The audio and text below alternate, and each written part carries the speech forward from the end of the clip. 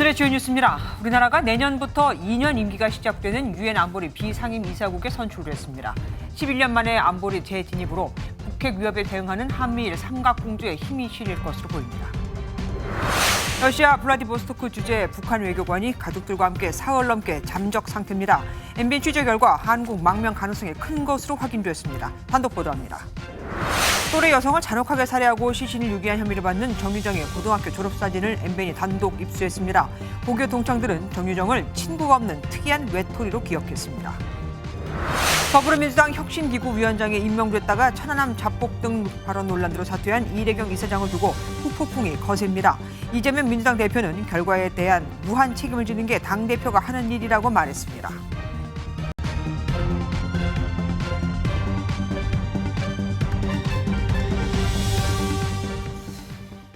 유엔 안보리는 국제 평화와 안전 유지에 1차적 책임을 지고 회원국에 대해 국제법적 구속력을 갖는 유일한 핵심 기관입니다. 임기에 제한이 없는 5개 상임 이사국과 2년 임기인 비상임 이사국 10개 나라로 구성이 돼 있죠.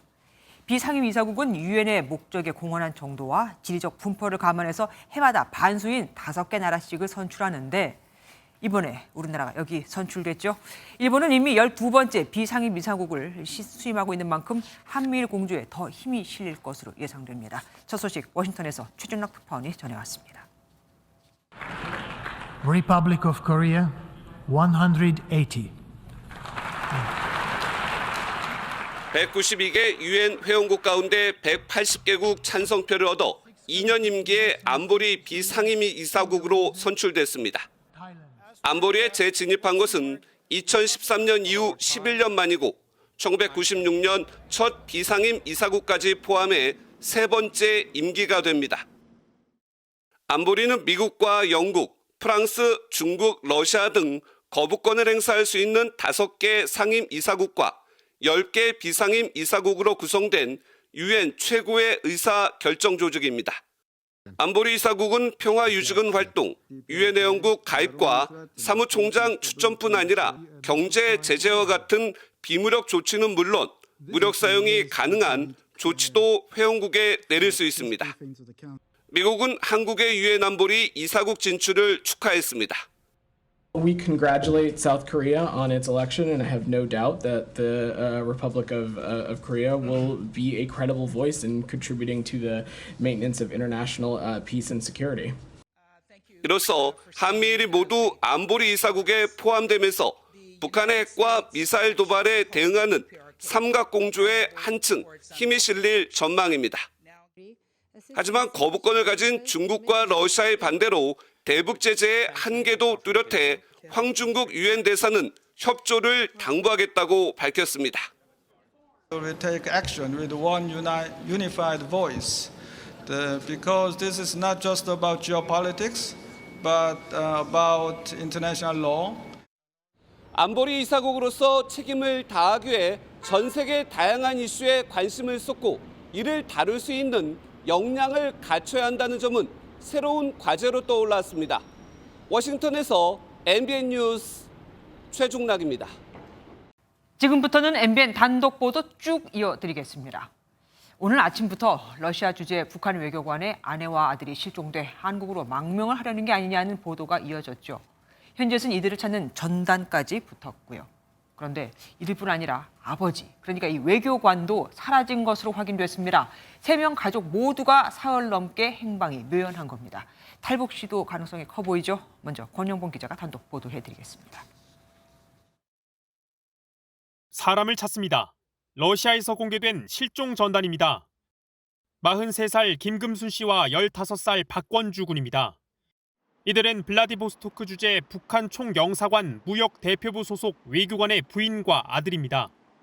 외신들은 이들이 지난 4일 택시를 타고 총영사관 인근 넵스카야 거리에서 하차한 뒤 연락 두절 상태라고 보도했습니다. 그러면서 남편이자 아버지인 북한 외교관은 가족과 함께 움직이지 않았다고 전했습니다. 하지만 MBN 확인 결과 외교관은 가족과 함께 움직이고 있는 것으로 전해졌습니다. 러시아 소식통은 MBN과의 전화 인터뷰에서 북한 외교관과 아내, 아들 셋이 함께 있는 상태라며 블라디보스토크에서 잠수 중이고 한국행 선택 가능성이 크다고 전했습니다. 북한 외교관의 탈북은 김정은 체제에 더욱 치명적이란 게 전문가 분석입니다. 북한의 외교관들은 경제적인 이유가 아닌 자녀 교육이라든지 아니면 더 나아가서 정치적인 그런 이유로 탈북을 하기 때문에 북한 체제에 대해서 보다 명확한 문제 제기가 된다. 지난 2016년 태영호 당시 영국 주재 북한 공사 탈북 직후 러시아에선 소속 외교관 탈북이 잇따랐습니다. 2018년엔 조성길 전 이탈리아 주재 대사 대리, 이듬해엔 류현우 전 쿠웨이트 주재 대사 대리가 탈북했습니다. MBN 뉴스 권용범입니다.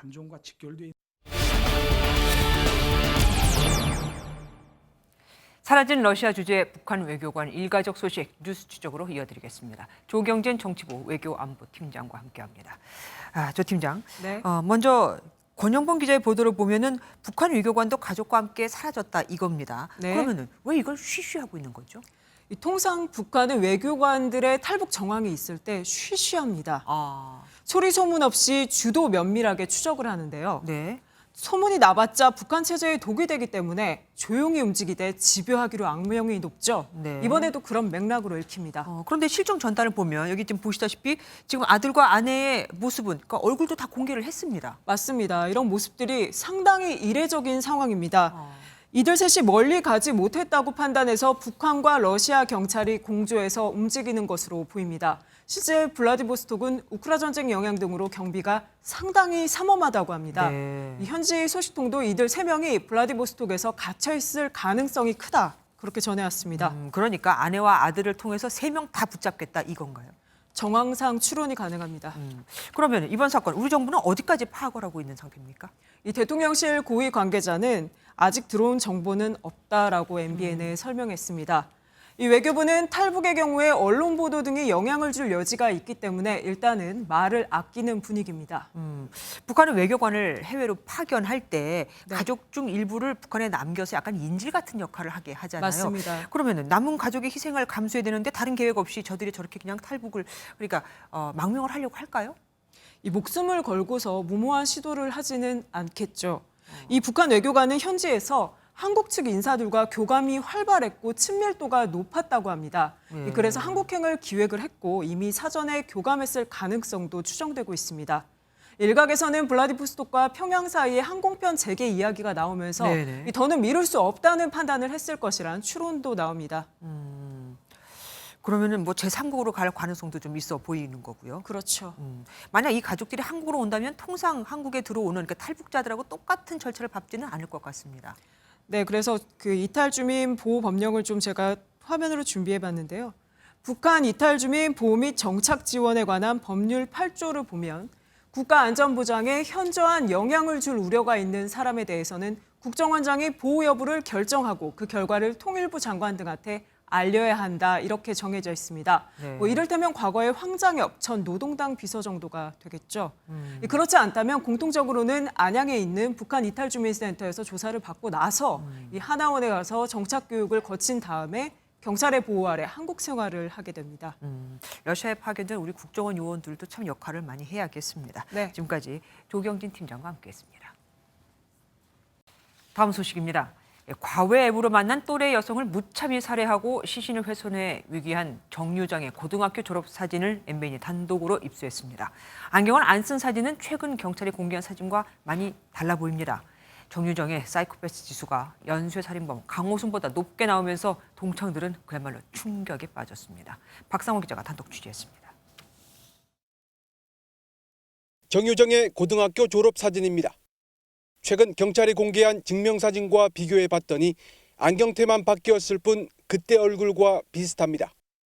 그런데 안경을 벗은 사진은 지금과 많이 달라 보입니다. 일부 동창들은 정유정의 증명사진이 언론에 공개된 이후에도 알아보지 못했습니다. 전 좀 뒤늦게 알았어요. 그 친구가 그 친구인 줄 몰랐던 거죠, 저는 처음에. 정유정의 출신 학교가 알려지면서 동창생들은 학교 얘기를 하는 것조차 꺼리는 분위기라고 전했습니다. 같은 반이었던 친구들은 충격이 더 컸습니다. 좀 특이한 친구구나. 그렇게까지 생각 안 했는데 그런 일이 일어났다는 거에 대해서 좀 많이 충격 먹었어요. 이런 가운데 정유정은 사이코패스 지수가 27점 이상인 것으로 확인됐습니다. 연쇄살인으로 사형 확정 판결을 받은 강호순을 넘어서는 수치입니다. 부산경찰청은 이번 주 중에 정유정의 최종 검사 보고서를 검찰에 넘길 예정입니다. MBN 뉴스 박상호입니다. 그렇다면 학창시절 정유정은 어떤 학생이었을까요? MBN 취재진이 접촉한 동창들 말에 따르면 정유정은 인사를 해도 받지 않고 친구가 없었으며 존재감도 없는 사실상 외톨이였던 것으로 보입니다. 친구들은 정유정을 커튼 뒤에 숨는 친구로 기억하고 있었습니다. 간식을 먹을 때조차 커튼 뒤로 갔다고요. 이어서 신혜진 기자가 단독 보도합니다. 고교 동창들이 기억하는 학창시절 정유정은 잘 어울리지 않는 조용한 친구였습니다. 진짜 말없고 혼자 다니고 그냥 반에서 진짜 존재가 없는 애였는데 그 당시에 친구가 없었고 친구가 다가가려고 해도 마음을 열지 않았습니다. 인사를 해도 인사 자체를 받아주지 않는 친구였고 그냥 얘기를 안 해요. 대답도 잘 안 하고. 그렇지만 친구들에게 괴롭힘이나 따돌림, 이른바 왕따를 당한 적은 없었던 것으로 전해졌습니다. 같은 반이었던 또 다른 친구는 정유정이 교실에서 무슨 이유에서인지 커튼 뒤에 몸을 숨기고 있는 시간이 많았다고 합니다. 커튼 뒤에 항상 좀 가 있고 혼자 간식을 먹을 때도 막 커튼 뒤에서 혼자 먹고. 자기 몸을 감추려고 하는 거잖아요. 일종의 상당히 큰 방어성이잖아요. 상당히 낮은 자존감을 가지고 있는 외톨이일 가능성이 높다. 졸업 후에는 정유정과 연락하는 친구가 거의 없었고 동창들이 어울리는 SNS에서도 볼 수 없었다는 게 공통된 증언입니다. 실제 경찰이 압수한 정유정의 휴대전화에는 친구 연락처가 거의 없던 것으로 전해졌습니다. 경찰은 사회와 단절하다시피 하며 살아온 정유정이 내면에 숨기고 있는 범행 동기를 밝히는 데 수사력을 모으고 있습니다. MBN 뉴스 신혜진입니다. 이틀 전 더불어민주당은 당의 혁신을 맡기겠다며 외부 혁신위원장을 임명했다가 과거 행적이 논란이 돼 하루 만에 없던 일이 돼버렸죠. 이재명 대표는 부실 검증 등에 대한 모든 책임이 자신에게 있다고 했지만 비명계를 중심으로 또다시 이 대표 사퇴론이 터져나오고 있습니다. 석연치 않은 임명 과정에 제1야당의 의사결정이 엉망진창이었다는 비판까지 쏟아졌습니다. 이병주 기자입니다. 임명 발표 9시간여 만에 자진 사퇴한 이래경 혁신위원장 인선을 주도한 걸로 알려진 이재명 더불어민주당 대표. 부실 검증에 대한 비판이 이어지자 자신의 책임이라며 논란 확산 차단에 주력했습니다. 충분히 다 논의하고 하는 일입니다만 어떤 결과에 대해서는 언제나 무한 책임을 지는 것이 당대표가 하는 일입니다. 하지만 비명계에선 다시 한번 이재명 대표 사퇴론에 무게를 싣고 있습니다. 이상민 의원은 의사결정이 너무 엉망진창이라며 이 대표 스스로 퇴진하는 것이 맞다고 주장했고 김종민 의원도 이 대표가 심각한 결단을 해야 할 시점이라고 말했습니다. 또 다른 한 비명계 중진 의원은 이번 사태를 이 대표의 국회 경험 부족 탓으로 규정하고 사퇴를 고려할 시점이라고 설명했습니다. 장경태 의원 등 친명계에선 당의 혁신보다 이재명 사퇴라는 속내가 드러났다고 공개 비판하면서 민주당 혁신이 문제가 당내 갈등으로 비화할 조짐도 보입니다. MBN 뉴스 이병주입니다. 이래경 다른 100년 명예이사장이 더불어민주당 혁신위원장직을 9시간 만에 사퇴했지만 후폭풍은 사흘째 이어지고 있죠. 민주당 출입하는 강영호 기자와 좀 더 자세한 얘기 나눠보겠습니다. 강 기자, 이재명 대표가 오늘 혁신위원장직과 논란에서 책임을 지겠다고 했습니다. 어떤 의미로 해석할 수 있겠습니까? 네, 정치권에서 보통 책임을 진다 이런 말은 직을 내려놓는다는 그러니까요. 말이 따라붙는 경우가 많았습니다. 네네. 그래서 오늘 이재명 대표의 발언에서 이 책임이라는 단어가 주목을 받았는데요. 당연히 어떤 방식으로 책임을 질 거냐는 질문이 이어졌는데 이 대표는 아무런 말도 하지 않았습니다. 이재명 대표 측 관계자는 책임을 진다는 말은 자성의 메시지라며 자성의 메시지 안에 사과라는 의미가 포함된 걸로 볼 수 있다고 설명했습니다. 책임을 지고 사퇴를 수습하겠다는 의미의 책임, 그러니까 사퇴의 가능성은 일축한 셈입니다. 이 대표에 대해서 책임론이 거론되는 건 사실 이번이 처음은 아니잖아요. 네, 전당대회 돈봉투 의혹이나 김남국 의원의 코인 논란 등 일단 악재가 불거지자 민주당에서는 리더십 리스크라죠 라는 말마저 나왔습니다. 자신과의 친분 관계 때문에 당에 치명적인 사건이 발생했는데도 미온적으로 대처했다는 취지였죠. 하지만 이번 혁신위원장 인선은 다른 지도부 의원들조차 전날 저녁에 알았을 정도로 전격적이었고 이 대표 의중이 그대로 반영된 결과였습니다. 비명계안의 의원은 지금 할 수 있는 쇄신은 결국 이재명 대표 스스로 물러나는 것밖에 없다고 MBN에 밝히기도 했는데요. 네. 다음 주 민주당 의원총회가 예정돼 있는데 이 자리에서 이 대표에 대한 거센 성토가 이어질 가능성이 커 보입니다. 그런데 이 대표도 이 대표지만 지금 천안함 관련해서 나온 그 발언들도 후폭풍이 엄청나지 않습니까? 네, 이래경 이사장의 여러 발언 중에 가장 문제가 됐던 발언, 바로 천안함 자폭이라는 표현이었습니다. 맞아요. 이 이사장은 오늘 자폭이라고 한 것은 순간적으로 과잉 표현한 것으로 정확하게 원인 불명 사건이라는 것이 제 입장이라고 해명했습니다. 관련해서 또 논란이 됐던 게 권칠승 민주당 수석 대변인인데요. 최원일 전 천안함장에 대해 무슨 낯짝으로 그런 얘기를 하냐, 부하를 다 죽이고 어이가 없다고 말해 비판이 쏟아졌는데 오늘 고개를 숙였습니다. 부적절한 표현을 사용한 것에 대해 천안함 장병과 유족들을 비롯하여 마음의 상처를 받았을 모든 분들에게 깊은 유감의 말씀을 드립니다. 하지만 최 전 함장에 대해서는 언급이 없었던 것 같습니다. 네, 권 수석 대변인의 입장문 띄어쓰기를 빼고 113글자였는데 네네. 최 전 함장을 직접 언급하진 않았습니다. 네. 이 관련해서 천안함 생존 장병이 직접 권 대변인을 항의 방문해 사과를 요구하기도 했습니다.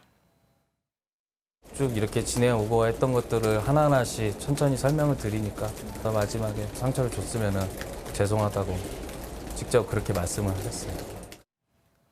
네, 결국 권 대변인은 최 전 함장을 만나 사과 입장을 전하기로 했습니다. 그럼 이제 뭐 일단락 된다라고 봐도 되겠습니까? 네, 하지만 논란 조금 더 이어질 것 같습니다. 네, 친명계인 서은숙 최고위원이 아침 최고위에서 전투, 작전, 경계에 실패한 지휘관에게는 엄한 징계가 있어야 한다고 말했습니다. 최 전 함장을 겨냥한 듯한 발언을 내놓은 겁니다. 국민의힘에선 권 대변인에 대한 공세 수위를 끌어올리는 모습입니다. 유상범 수석 대변인은 국민 가슴 피멍들게 한 막말이라며 당직 사퇴와 국회 차원의 징계를 주장한 건데요. 국민의힘은 내일 국회 윤리특별위원회에 권 대변인을 제소한다는 계획입니다. 예, 지금까지 정치부 강용호 기자와 함께했습니다. 고맙습니다. 민주당 전당대회 돈 봉투 의혹을 받고 있는 송영길 전 더불어민주당 대표가 두 번째로 검찰에 자진 출석했지만 예상대로 또 거부당했습니다. 수사가 늦어질수록 내년 총선에 좋지 않은 영향을 미칠 테니 송 전 대표 입장에서야 급하겠지만 사실 검찰 입장에서는 상관이 없죠. 한동훈 법무부 장관은 마음이 급해도 절차를 따르라며 훈수까지 뒀습니다. 심가현 기자입니다. 지난달 2일에 이어 다시 한번 서울중앙지검에 자진 출석한 송영길 전 대표. 하지만 검찰은 사실상 면담을 거부해 2분 만에 발길을 돌려 나왔고 기자회견을 통해 검찰 수사가 정치적이라고 재차 비판했습니다. 검찰은 아예 노골적으로 야당만 공격하는 고려말 무신 정권의 머슴 노비 사병 같은 모습을 김건희 여사는 소환은커녕 서면 질문도 못하고 있습니다. 이후엔 청사 정문으로 자리를 옮겨 1인 시위를 벌였습니다. 검찰 관계자는 일정대로 수사하고 있고 필요한 시점이 돼 송 전 대표에게 소환을 요구하면 그때 응해주면 될 것이라고 밝혔습니다. 한동훈 법무부 장관은 송 전 대표 관련 의혹이 여야 균형을 끌어들일 사안이냐고 반문했습니다. 그러니까 본인이 다급하시더라도 뭐 이거저거 갖다가 끌어붙이실 게 아니라 절차에 따라서 다른 국민하고 똑같이 대응하시면 될 문제 같습니다. 검찰 안팎에서는 외곽 후원단체 등으로 수사가 확대되자 송 전 대표가 정치적 공세로 방어에 나섰다는 분석이 나옵니다. 검찰은 오는 12일 윤관석, 이성만 의원에 대한 체포동의안 표결 결과가 나오는 대로 돈 봉투를 수수했다는 의혹을 받고 있는 의원들에 대한 소환 조사를 본격화할 전망입니다. MBN 뉴스 심가현입니다. 이태원 참사에 부실하게 대응한 혐의로 구속된 박희영 용산구청장이 보석 청구가 받아들여져 오늘 석방됐습니다. 국회에서 농성 중인 유족들이 소식을 듣고 구치소로 이동해 던진 계란에 맞기도 했는데 감옥에 있으면서도 꼬박꼬박 월급을 받아왔던 박 구청장. 이제 내일부터는 다시 구청으로 출근도 할 수 있습니다. 그럼 재판에서 증언을 해야 할 직원들과 같이 일하게 되겠죠. 김태형 기자가 취재했습니다. 이태원 참사 유족들이 구치소 앞 도로에 드러누워서 차량을 막고 경찰은 유가족들을 끌어냅니다. 박희영 용산구청장은 유족들이 던진 계란에 맞았고 도로에는 계란이 터진 흔적이 보입니다. 이태원 참사 부실 대응 혐의로 구속된 박 구청장의 보석 청구가 받아들여지자 유족들이 반발한 겁니다. 특별법 제정을 촉구하며 국회에서 농성 중인 유족들이 소식을 듣고 구치소로 달려온 건데 박 구청장은 가로막힌 차량 대신 다른 차를 타고 현장을 빠져나갔습니다. 내가 내 새끼 지었는데 그냥 뒤에 유족분들 계신데 하실 말씀 없으세요? 박 구청장은 공황장애를 이유로 보석을 요청했고 법원은 주거지 제한과 보증금 5천만 원 등을 조건으로 이를 받아들였습니다. 박희영 구청장의 솔직한 사죄를 받고 싶었습니다. 그런데 또 한 번 저희들을 우롱하고 조롱하듯 여기 구치소를 도망쳐버렸습니다. 업무 복귀가 가능해진 박 구청장의 출근은 아직 미정이지만 구청에 복귀할 경우 증인으로 출석할 직원들에게 영향을 줄 수 있다는 우려가 나오고 있습니다. 최원준 전 용산구 안전재난과장도 함께 석방됐고 헬로윈 정보 보고서를 삭제 지시한 혐의로 기소된 경찰 간부들도 법원에 보석을 청구했습니다. MBN 뉴스 김태형입니다. 특혜 채용 의혹이 불거진 선관위는 5급 이상 간부만 자체 조사해서 그 결과를 발표했었죠. 국민권익위원회가 이번에 문제가 터진 고위직뿐 아니라 선관위 전 직원을 조사하는 것으로 확인됐습니다. 조사 속도도 빠르고 대상도 광범위한데 조사의 키를 잡고 있는 건 현재 권익위원장이 아닙니다. 현 정권에서 임명된 부위원장이 전두지휘한다고 하네요. 박유영 기자가 보도합니다. 현재 20-30명 규모로 꾸려진 국민권익위원회의 선관위 채용비리 전담조사단. 조사 대상은 2016년부터 지금까지 중앙선관위와 각 지방선관위에 소속된 전체 직원입니다. 앞서 선관위가 5급 이상 간부만 자체 조사한 결과를 발표했는데 권익위는 그 범위를 대폭 늘렸습니다. 현직뿐 아니라 이미 퇴직한 전직 직원도 대상입니다. 퇴직 공무원들과 관련된 현직 공무원들이 있기 때문에 당연히 조사 대상에 포함됩니다. 무혐의 났다고 해서 제외되거나 이러지는 않습니다. 채용비리 범죄에 적용되는 업무방해죄의 공소시효가 7년인 점을 감안해 근무 시기는 2016년 이후로 잡았습니다. 조사 대상이 광범위한 만큼 조사단 인원도 더 늘립니다.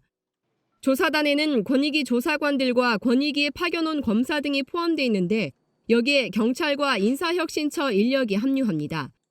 권익위 고위관계자는 가용할 수 있는 모든 인적, 물적 자원을 동원해 신속하게 조사할 계획이라며 더 속도를 내려면 인력을 보강할 필요가 있어 파견을 요청했다고 설명했습니다.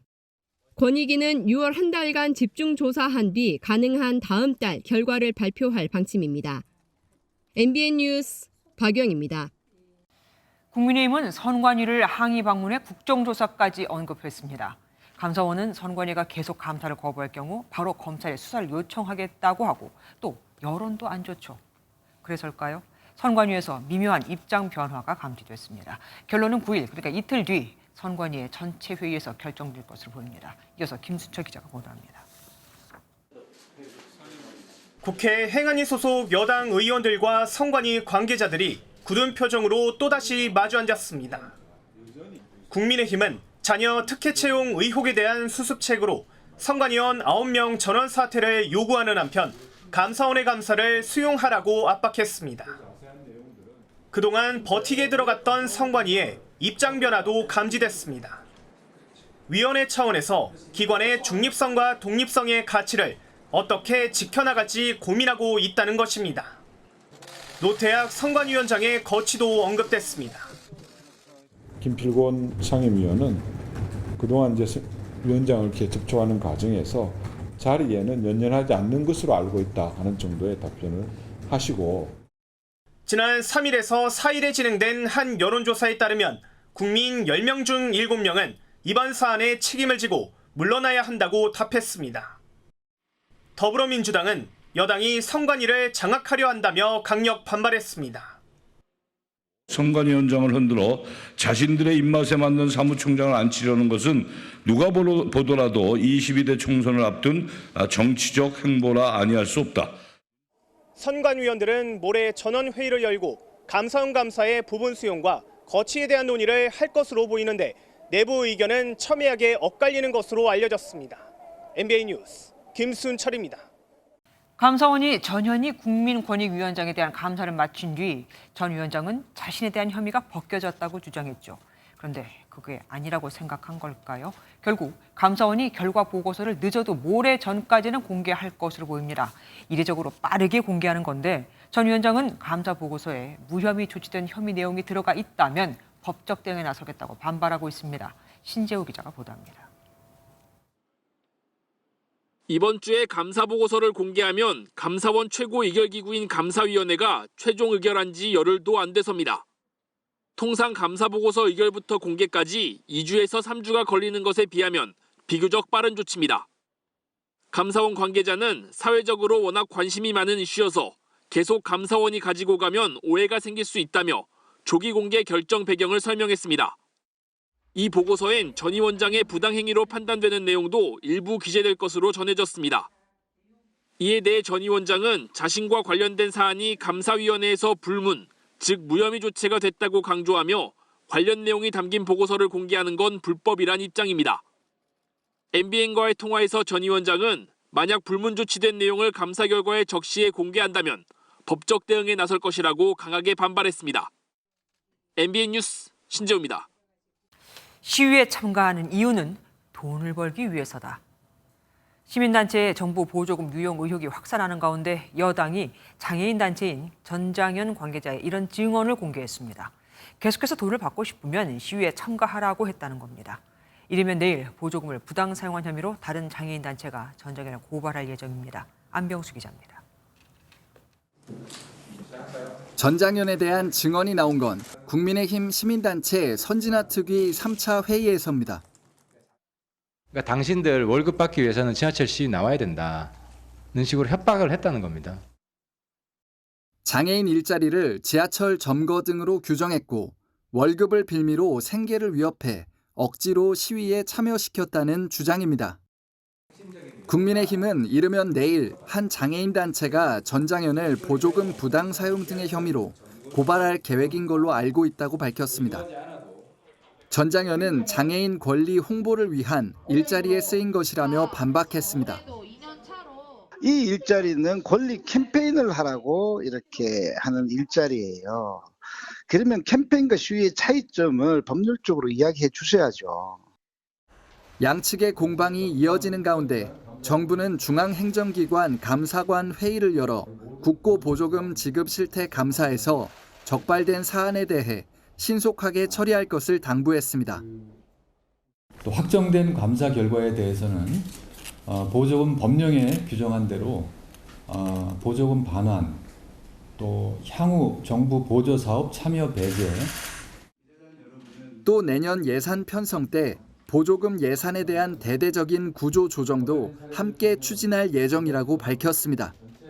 MBN 뉴스 안병수입니다. 일본이 후쿠시마 원전 오염수 방류를 위한 막바지 단계에 들어서면서 여야 공방도 거세지고 있습니다. 국민의힘은 야당의 방사능 괴담이 어민들을 궁지로 몰고 있다며 국민 불안 해소에 주력했고 민주당은 세슘이 기준치의 180배에 달하는 우럭을 언급하며 오염수 방류를 막아야 한다고 맞섰습니다. 이호정 기자가 보도합니다. 외교, 과기, 환경, 해수부 장관과 후쿠시마 시찰단장을 포함해 오염수 방류 관련 기관장들이 국회에 총출동했습니다. 야당이 오염수 방류 장외 투쟁에 나서며 여론전을 펴자 당정이 모여 대응에 나선 겁니다. 국민의힘은 야당 공세를 괴담으로 규정하고 그 피해는 우리 어민들 몫이 될 것이라고 비판했습니다. 우리 어민 다 죽는다며 증명되지도 않는 괴담을 주장했습니다. 마치 미국산 소고기를 먹으면 당장 광우병에 걸리고 다 죽는다고 했던 광우병 사태와 똑같은. 이어 국민안전을 최우선으로 한 대책 마련을 약속하며 여론을 안심시키는 데 주력했습니다. 하지만 민주당은 일본 대변인 노릇을 그만하라며 정부 여당을 비판했습니다. 특히 일본에서도 오염수 안전성에 의문을 제기하는 보도가 잇따르고 있다고 지적했습니다. 일본 언론은 후쿠시마 원전의 항만 안에서 잡은 우럭에서 기준값의 180배에 이르는 세슘이 검출됐다고 보도했습니다. 이대로 지켜보기만 할 겁니까? 이재명 대표는 3주 연속 방류 반대 집회에 참석하는 등 오염수 방류 문제를 고리로 대여 공세에 당력을 모으고 있습니다. 당 지도부는 각 지역위원회에 방류 비판 현수막 게시를 독려하는 공문을 보냈고 당 차원에서 게시 현황을 보고받는 것으로 확인됐습니다. MBN 뉴스 유호정입니다. 북한 해킹 조직 김숙희는 남측의 개인정보만 빼낸 게 아니었습니다. 이 정보로 코인 거래까지 한 정황이 포착됐죠. 돈을 빼돌리는 건 기본, 돈을 세탁한 것으로도 보이는데 전직 장차관급 고위 공무원들도 예외가 아니었습니다. 이혁재 기자가 보도합니다. 외교 안보 분야 정보를 수집하는 북한 정찰총국 산하의 해킹 조직 김숙희. 정부가 최근 대북 독자 제재 대상으로 지정했는데 이들이 정보 수집뿐만 아니라 금전 거래를 한 정황이 경찰에 포착됐습니다. 영장을 집행해 국내 대형 가상자산 거래소와 해외 거래소에서 200만 원 상당의 이더리움이 이체된 사실이 확인된 겁니다. 특히 국내 거래소를 이용할 때는 남측 개인정보를 이용한 것으로 파악됐습니다. 이들은 국내 외교안보 전문가의 메일 주소와 비슷하게 만든 계정으로 해킹을 시도하다 덜미가 잡혔습니다. 해당 이메일을 열람하고 자료를 확인하는 과정에서 본인 인증을 요구하는 가짜 피싱 사이트를 활용해 피해자의 계정 정보를 탈취하는 전현직 공무원 등 150명에게 메일을 보냈는데 9명의 개인정보가 털렸습니다. 이들은 보안이 취약한 국내 서버를 장악해 해킹을 했는데 IP 주소를 세탁해 추적을 피했습니다. 경찰은 김숙희 수사를 진행하면서 가상자산 거래도 계속 추적해 나가기로 했습니다. MBN 뉴스 이혁재입니다. WBC 대회 때 1라운드에서 탈락한 우리 프로야구 선수들. 당시 음주까지 했다죠. 접대원이 있었다, 없었다, 부끄러운 논란까지 일었습니다. 결국 김광현과 이용찬, 정철원이 사회봉사와 벌금 징계를 받았습니다. 국가대표로서 품위를 손상시켰다는 이유인데 출전 정지까지 받을 수 있었다는 점을 감안하면 징계 수위는 낮다는 지적도 나옵니다. 최형규 기자입니다. 상벌위원회에 검은 정장을 입고 출석한 김광현과 이용찬, 정철원은 엿새 만에 다시 한번 고개를 숙이며 사과했습니다. 있는 사실대로 거짓없이 다 잘 얘기했고요. 상벌위 결과를 잘 수용하겠습니다. 카드 내역과 주점 관계자까지 선수단 전수조사에 나선 KBO는 김광현은 3월 7일과 11일 2번, 이용찬과 정철원은 11일에 한 차례 주점에 간 것을 확인했습니다. 조사를 토대로 김광현은 사회봉사 80시간에 벌금 500만 원, 이용찬과 정철원은 사회봉사 40시간에 벌금 300만 원 징계를 받았습니다. 출전 정지 처분까지도 받을 수 있었지만 범법 행위는 아니라는 점과 조사에 임한 태도 등이 징계 수위에 영향을 미친 것으로 보입니다. 앞으로 국가대표 운영 규정을 보다 세분화해 재발 방지를 위해 철저히 준비하고 노력하겠습니다. 징계로 사태는 일단락됐지만 WBC 부진에 성범죄, 음주 논란까지 팬들의 실망감을 없애려면 야구 관계자 모두의 뼈를 깎는 노력이 필요할 것으로 보입니다. MBN 뉴스 최영규입니다. 오는 28일부터 법적인 나이가 만 나이로 통일됩니다. 이제 한국 나이로는 몇 살인데 만 나이로는 몇 살입니다. 라는 식의 혼란은 줄겠지만 또 다른 혼란이 생겼습니다. 만 나이가 법적인 나이라면서도 개별법으로 예외를 두는 것도 꽤 많거든요. 군대 나이, 술을 마실 수 있는 나이 등등이죠. 김민수 기자가 보도합니다. 젊은 유동 인구가 많은 을지로의 한 음식점입니다. 만나이 통일법 시행을 앞두고 앞으로도 연나이로 19살인 2004년생 손님에게 주류 판매를 해도 되는지 신경이 쓰입니다. 크게 생각 안 하다가 이제 막상 6월 되니까 헷갈리긴 해요. 한 번만 그냥 짚고 넘어가면 될 것 같아갖고. 2004년생 대학생들도 정확하게는 모르고 있었습니다. 지금은 제가 안 찾아봐서 잘 모르겠지만 만약에 만 나이로 바뀌고 나서부터는 다시 술을 못 사게 된다거나 담배를 못 사게 되는 일이 생길 수도 있으니까. 저 잘 모르고 있어요. 헷갈려서 잘 모르겠어요. 만나이 통일법이 시행되는 오는 28일 이후로도 2004년생은 계속 술을 마실 수 있습니다. 술이나 담배를 판매할 때 적용되는 청소년 보호법은 만나이가 아니라 연나이를 적용하기 때문입니다. 청소년을 만 19세 미만으로 보긴 하지만 만 19세가 되는 해의 1월 1일을 맞이하는 사람은 제외한다고 규정하고 있습니다. 2004년생이라면 누구나 올해 만 19세가 되는 해의 1월 1일을 맞이해서 현재 연도에서 출생 연도를 뺀 연나이가 적용되는 셈입니다. 청소년 보호법 말고도 병역법 등 연나이법에 적용되는 개별법은 60여 개로 알려져 있습니다. 개별법을 제외하고는 법적인 나이는 모두 만 나이로 통일됩니다. 대표적으로 공무원 정년이나 국민연금 수령기간 등은 지금도 만 나이 기준이라 아무런 변화가 없습니다. 다만 개별법과 별개로 초중고 교내에서 학생들 간의 만 나이에 따라 호칭이 갈릴 수 있어 시행착오가 예상됩니다. 법제처는 의견 수렴을 거쳐 연나이 규정 법령 가운데 만 나이로 고치는 게 적합한 분야를 찾아보겠다는 입장입니다. MBN 뉴스 김민수입니다. 복합 상가에서 바닥이 일부 붕괴돼 버렸습니다. 6층에 설치된 에스컬레이터가 주저앉으면서 잔해물이 3층까지 떨어진 겁니다. 추성남 기자가 현장 취재했습니다. 경기도 의정부의 한 9층짜리 복합 상가입니다. 6층 중앙 바닥이 마치 폭격을 맞은 듯 뻥 뚫렸습니다. 에스컬레이터가 갑자기 주저앉으면서 3층까지 잔해물이 떨어진 겁니다. 사고가 난 건 지난달 31일 오후 9시쯤. 무너진 잔해물이 3층 콜라테까지 떨어졌는데 다행히 영업이 끝난 뒤라 인명피해는 없었습니다. 4층과 6층은 빈 상가였고 5층엔 어르신을 위한 특산물 판매장이 있었는데 에스컬레이터가 무너진 곳과 떨어져 있어 무사했습니다. 해당 건물은 지하 4층, 지상 9층 규모로 3층과 4층은 2008년 허가를 받아 에스컬레이터를 철거했습니다. 그런데 사고가 난 6층은 에스컬레이터를 그대로 둔 채 불법으로 용도 변경한 것으로 드러났습니다. 또 사고 발생 닷새 뒤에야 의정부시에 신고하면서 잔해물이 곳곳에 방치돼 있는 상황에서 1층과 5층, 7층부터 9층은 여전히 영업 중입니다. 그러면 영업을 하지 말아야지. 돌아오는 건 어떻게? 지금 영업을 하는 거예요. 피해 직접적으로 신고가 들어오고 그러면 파악이 될 텐데 주민들이 굉장히 불안해하고 이런 일이 반복되지 않도록.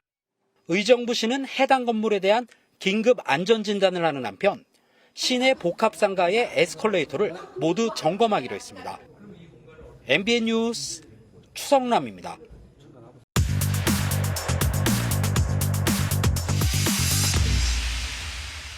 사회기자임 정태용. 한범수입니다. 첫 번째 키워드입니다.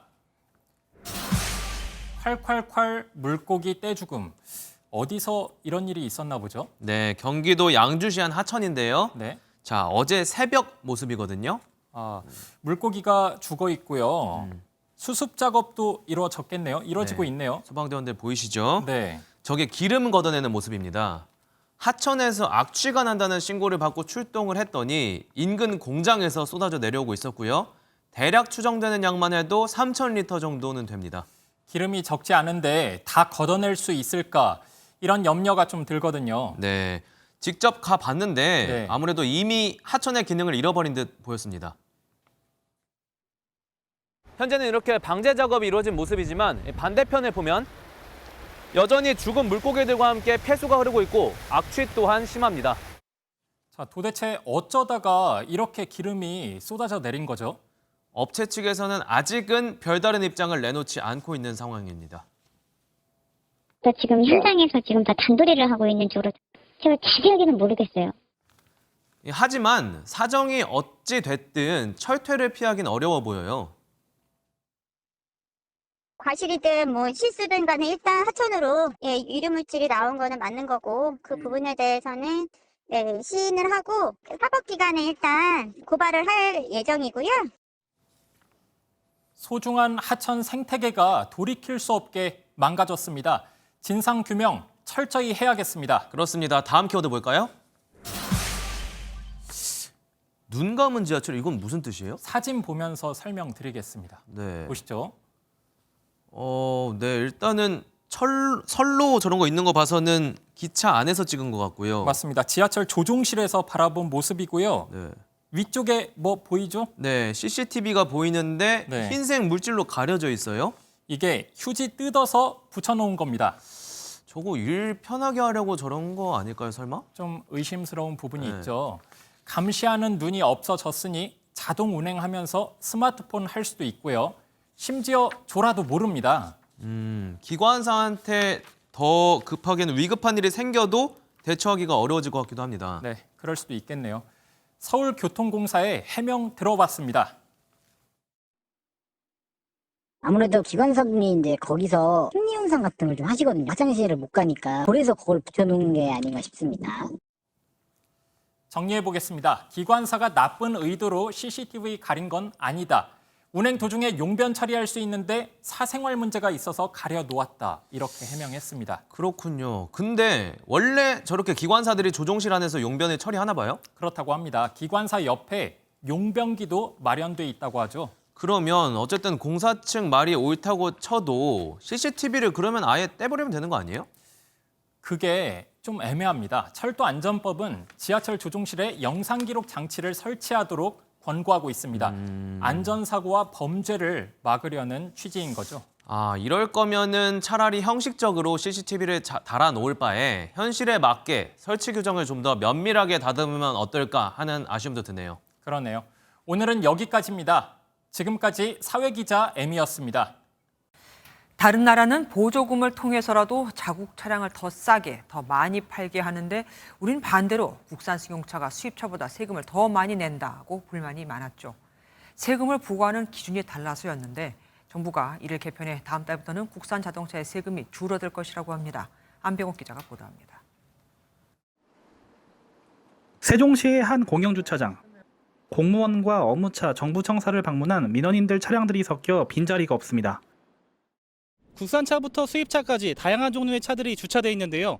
같은 가격이라도 국산차와 수입차를 구매할 때 내는 세금이 다릅니다. 수입 신고 단계에서 개별 소비세가 부과되는 수입차와 달리 국산차는 공장 출고가를 기준으로 세금이 산정되기 때문입니다. 출고 가격에는 유통비용과 이윤이 포함돼 있어 차량 가격이 같은 6천만 원이라도 국산차의 세금이 100만 원 정도 더 많습니다. 과세 형평성 문제가 계속 지적되자 국세청이 국산차도 수입차 수준으로 세금을 낮추기로 했습니다. 공장 출고가 4,200만 원인 현대 그랜저는 세금이 720만 원에서 666만 원으로 54만 원이, 출고가 2,300만 원인 르노 XM3는 30만 원 줄어듭니다. 다만 이번 조치는 국세청 차장을 위원장으로 하는 기준 판매 비율 심의회에서 결정한 조치라서 향후 3년간만 적용됩니다. 기준 판매 비율을 계산을 해서 자동차 개소세의 과세 표준을 낮춰주는 거잖아요. 근본적인 문제 해결은 아니죠. 영속성이나 지속성에 있어서는 좀 부족한 부분이 있죠. 또 이달 말로 종료되는 자동차 개별 소비세 인하 조치가 다시 연장되면 그랜저 세금 감소폭은 39만 원으로 줄어들 것으로 예상됩니다. MBN 뉴스 안병욱입니다. 내년도 최저임금을 결정하기 위한 논의가 내일도 열립니다. 노동계는 시급 12,000원을 요구하고 있는데 이렇게 되면 자영업자 19만 명이 고용을 포기한다는 통계가 나왔습니다.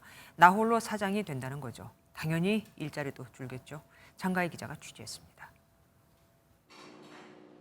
서울 신림동에서 돼지두부찌개집을 운영하는 신금순 씨. 평일 점심시간이지만 20곳 남짓한 테이블에 식사를 하고 있는 손님은 3명뿐입니다. 4월달 매출이 작년 4월달 매출보다 훨씬 떨어졌어요. 그런데도 지원금은 받을 수 없고 재료비 같은 거는 상승했고요. 식당을 꾸리려고 최소 인력만 채용했지만 최저임금이 더 오르면 방법이 없다고 말합니다. 12,000원대로 올린다는 거는요, 자영업자를 두 번 죽이는 겁니다. 인건비마저 상승한다면 소상공인들은 살아날 기력이 없습니다. 실제 주변 상점 곳곳은 한산했습니다. 한때 고깃집이었던 이곳은 현재 새 주인을 찾고 있는 모습이고요. 제가 평일 낮 시간에 식당 곳곳을 다녀보니 손님들이 많이 없는 모습이었습니다. 심지어 서민들이 많이 찾아야 할 이 분식집도 문을 닫은 상황입니다. 한 조사 결과 자영업자 절반 이상은 내년 최저임금을 동결 또는 인하해야 한다고 답했습니다. 노동계가 요구하는 내년 최저임금은 24.7% 올린 12,000원. 이렇게 되면 자영업자 19만 명이 직원을 해고할 것이라는 분석도 있습니다. 최저임금을 급격하게 올리면 가장 타격을 입는 게 이제 아무래도 자영업자분들이고 임금 지불 능력에 대해서 한계가 있어요. 이제 기존 직원을 해고를 하고 하지만 노동자들 역시 물가 인상으로 생계 유지에 어려움을 겪고 있는 만큼 내년도 최저임금 합의점을 찾기는 어려워 보입니다. MBN 뉴스 장가입니다. 시세의 70%까지 싼 가격에 내 집 마련이 가능한 공공분양 뉴홈의 2차 사전 청약이 이번 달에 시작됩니다. 지난해 말 1차 청약에서도 20대 1의 경쟁률을 기록했는데 계획보다 물량이 3천 가구 늘고 알짜 입지도 있어서 실수요자들의 관심을 끌고 있습니다. 최윤영 기자가 취재했습니다. 서울 동작구에 수도방위 사령부가 있던 자리, 지금은 철거된 맨 땅인데 한강 조망에 교통 접근성도 좋아 알짜 주택 부지로 꼽힙니다. 이 자리에 시세보다 싼 가격에 구할 수 있는 공공분양 뉴홈이 들어서면서 이번 달 사전 청약을 받습니다. 책정된 분양가는 59제곱미터가 8억 7천만 원 선. 지난 2월 인근 아파트가 13억 원에 거래된 터라 당첨되면 4억 원 싸게 내 집 마련을 하는 셈입니다. 뉴홈 공공주택은 이 같은 일반형 외에 시세 차익을 공공과 나누는 나눔형, 그리고 6년 후 분양 여부를 결정하는 선택형으로 나뉩니다. 이번 뉴홈 2차 사전 청약 물량은 기존 7천 가구에서 1만 가구로 3천 가구가 더 늘었고 분양 시기도 당겨졌습니다. 민간 부분에 공급이 위축되고 있는 상황입니다. 정부는 저렴한 주택에 공공분양주택을 당초 계획대로 차질을 추진해서 집값 안정을. 남양주 왕숙과 고덕강일도 이번 달 청약을 받고 9월에는 하남 교산과 화성동탄, 12월엔 서울 강남권과 대방동 군부지, 마곡, 위례 등의 청약이 예정돼 있습니다. 현재까지 책정된 분양가는 2억 원에서 5억 원 선입니다. 사전 청약 신청 자격은 입주자 모집 공고 시점을 기준으로 자산과 소득 등으로 결정되고 청약은 19일부터 시작됩니다. MBN 뉴스 최윤영입니다. 수돗물을 트니 소금물이 나온다. 황당하죠. 하지만 너무 가뭄이 심하다 보니 어쩔 수가 없습니다. 반면 북부에선 기습폭우로 난리가 났죠. 남미 대륙이 극단적인 이상기후로 몸살을 앓고 있습니다. 장동건 기자입니다. 어깨 높이까지 차오른 물속에서 사람들이 위태롭게 헤엄칩니다.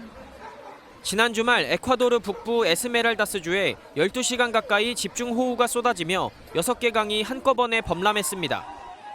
불어난 강물이 마을을 휩쓸어 건물과 도로가 붕괴되고 산사태가 발생하며 14,000여 명이 삶의 터전을 잃었습니다. Lo que tengan una botellita de agua, una librita de arroz, medio litrito de aceite, con lo que podamos ayudemos a nuestros hermanos porque en verdad lo necesitan. 한 달 평균치에 달하는 비가 단 하루에 쏟아진 탓에 피해 규모가 컸습니다. 당국은 기습적인 폭우 원인을 분석하고 있습니다. 반대로 남쪽 우루과이는 70년 만에 땅이 쩍쩍 갈라지는 최악의 가뭄을 겪고 있습니다. 저수지가 말라붙어 소금기가 있는 물을 담수와 섞어 수돗물로 공급하는 상황. El agua que se está tomando ahora es muy salada, pero es la que hay, no hay otra. Entonces. 앞으로 며칠 내에 비가 내리지 않으면 2주에서 3주 안에 이마저도 어려워져 수도권 물 공급이 중단될 수도 있다는 전망까지 나옵니다. 상황이 이런데 정부가 뚜렷한 해결책을 내놓지 못하면서 반발 시위가 벌어지는 등 사회 혼란도 우려됩니다. MBN 뉴스 장동건입니다. 중국으로 반환된 지 26년이 지난 지금 홍콩의 중국화는 아직도 진행 중입니다. 반정부 노래는 사실상 금지한다는 것에서 이제는 아예 법으로, 그러니까 금지곡으로 지정을 해버렸고 중국 정부가 민감해하는 홍콩 주민들을 상대로 한 여론조사는 중단돼 버렸습니다. 베이징에서 윤석정 특파원이 전해왔습니다.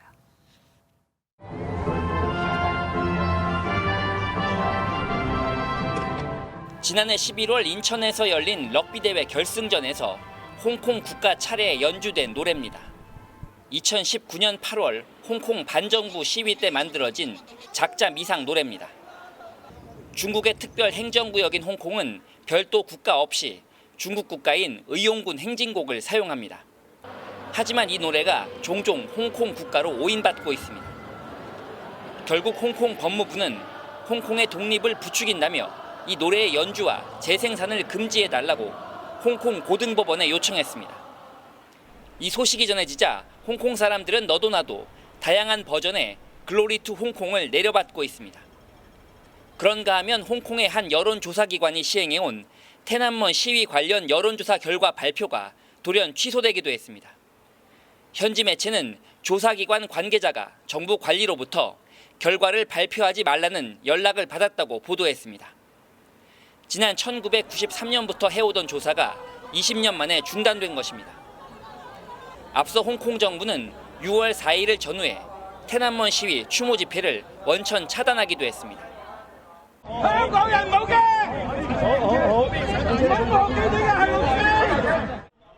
이 과정에서 5명이 체포되고 27명이 연행됐습니다.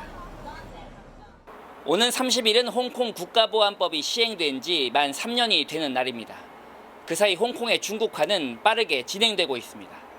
베이징에서 MBN 뉴스 윤석정입니다.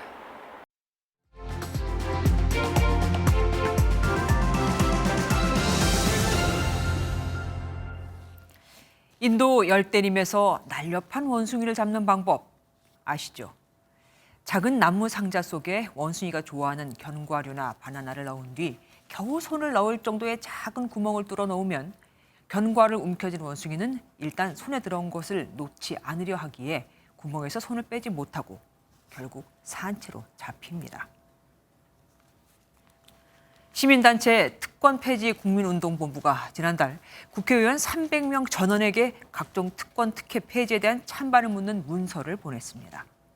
결과는 어땠을까요? 찬성한다고 한 의원은 고작 7명뿐.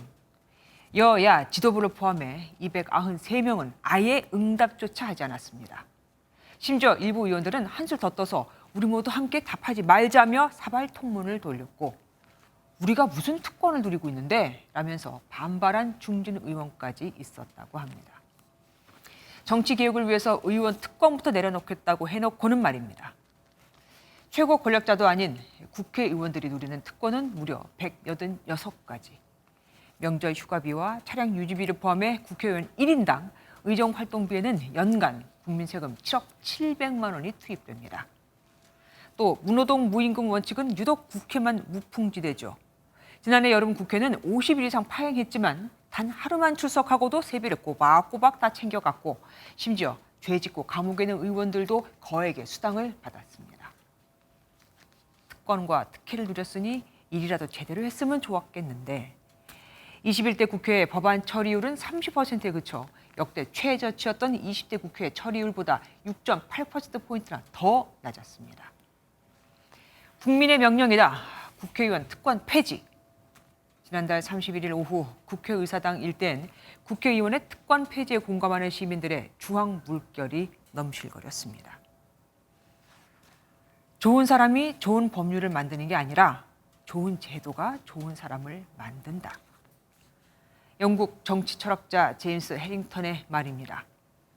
앞으로 선거에 출마하는 국회의원 후보와 각 정당은 특권 폐지에 대한 의견을 구체적으로 공표하도록 우리 제도화하는 건 어떨까요? 그들이 하지 않겠다면 국민이 할 수밖에요. 안 그러면 자기가 손에 쥔 걸 절대 포기 못하고 꽉 움켜쥐고만 있는 인도 원숭이는 여의도에서 영원히 사라지지 않을 수 있습니다. 김주아의 그런데 오늘은 노블레스 오블리주는커녕 이었습니다. 축구계뿐만 아니라 골프계에도 사우디아라비아발 오일머니 바람이 불고 있습니다.